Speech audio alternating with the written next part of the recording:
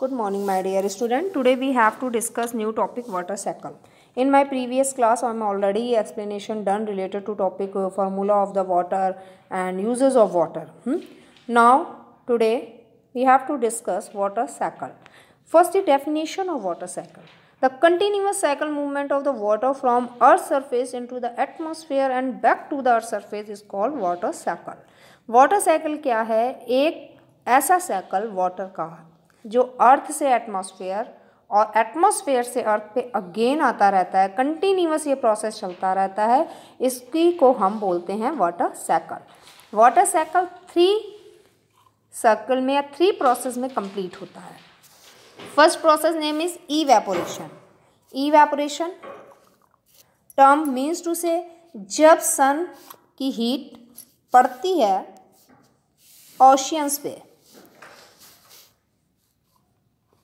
It is oceans.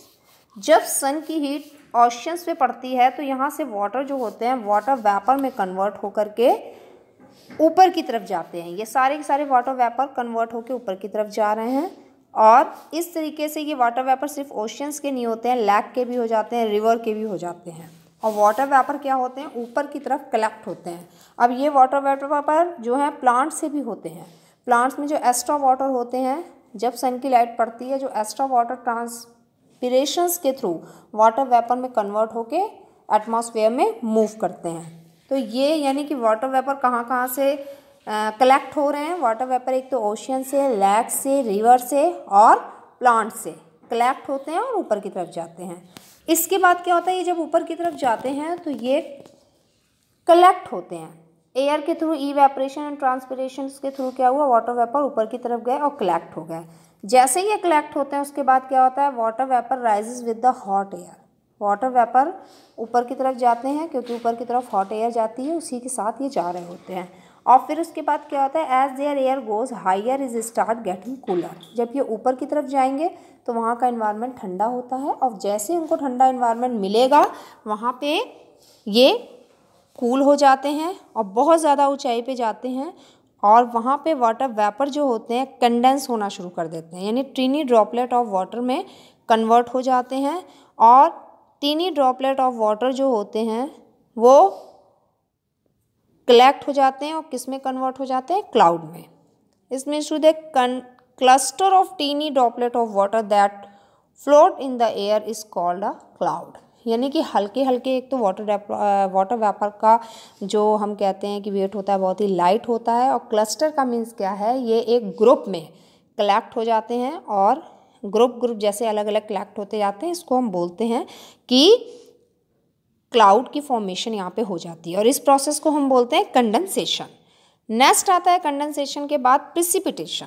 Tiny droplet of water in the cloud join together to form bigger drop of water.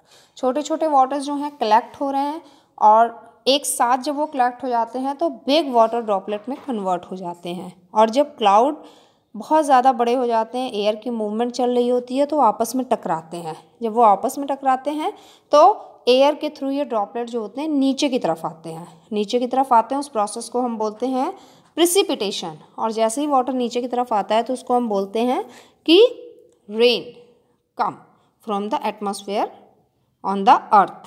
In this way the water reach the earth again under special condition. Water droplet may condense to form snow, hail और sleet. सिर्फ rain के through ही नहीं, कभी कभी ये ओले की form में भी नीचे की तरफ गिर रहे होते हैं, कभी हेल की फॉर्म में नीचे की तरफ गिर रहे होते हैं। तो मीन्स टू से the release of the water from the cloud in the formation of the liquid water snow, hall और स्लीट इज कॉल्ड प्रिसिपिटेशन। अब क्या हुआ? यहाँ पर इनका प्रिसिपिटेशन हो गया। इवेपोरेशन, ट्रांसपिरेशन, कंडेंसेशन और लास्ट में प्रिसिपिटेशन। प्रिसिपिटेशन में क्या हुआ? रेन हुई और वाटर किसके थ्रू नीचे आते हैं? आपके हॉल, स्नो, हेल, स्लीट के थ्रू। इस प्रोसेस को हमने बोला प्रिसिपिटेशन। तो हमने देखा वाटर वेपर की फॉर्म में एटमॉस्फेयर में कलेक्ट हुए, क्लाउड की फॉर्मेशन हुई, इसको हमने बोला कंडेंसेशन।